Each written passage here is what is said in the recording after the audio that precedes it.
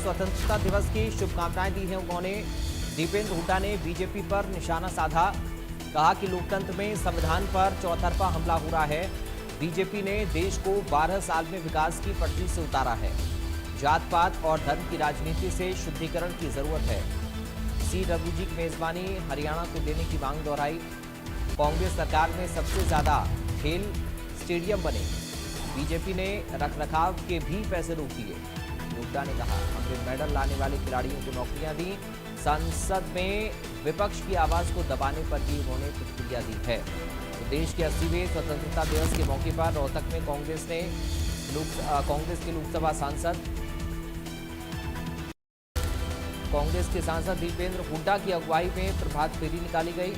इस दौरान दीपेंद्र हुड्डा ने देश और प्रदेशवासियों को स्वतंत्रता दिवस की शुभकामनाएं दी और बीजेपी सरकार पर जमकर निशाना भी साधा।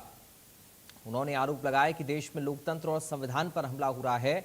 उन्होंने कहा कि बीजेपी सरकार के 12 साल के कार्यकाल में देश की अर्थव्यवस्था, युवाओं के भविष्य और विकास को लेकर चिंता बढ़ी है। हुड्डा ने हल्द्वानी में कांग्रेस अध्यक्ष मल्लिकार्जुन खड़गे की जनसभा के बाद कथित शुद्धिकरण हवन को लेकर भी बीजेपी और आरएसएस पर निशाना साधा। उन्होंने कहा कि देश को जात और धर्म की राजनीति से शुद्धिकरण की जरूरत है। कॉमनवेल्थ गेम्स की मेजबानी के मुद्दे पर भी हुड्डा ने बीजेपी सरकार को घेरा। उन्होंने कहा कि हरियाणा में खेलों का मजबूत इंफ्रास्ट्रक्चर कांग्रेस सरकार के समय तैयार किया गया था, लेकिन मौजूदा सरकार में खेल सुविधाओं की स्थिति खराब हुई है।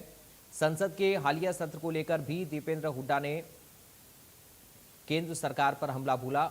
उन्होंने आरोप लगाया कि विपक्ष के सवालों का जवाब देने से सरकार बचती रही है।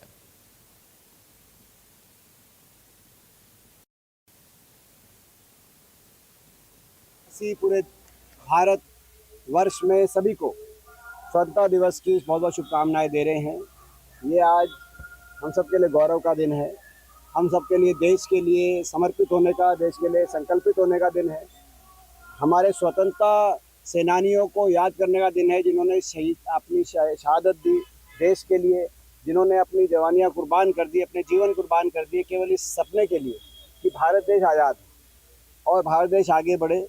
दुनिया में जो उचित स्थान है भारत देश का, भारतवर्ष का, वहाँ तक पहुँचे।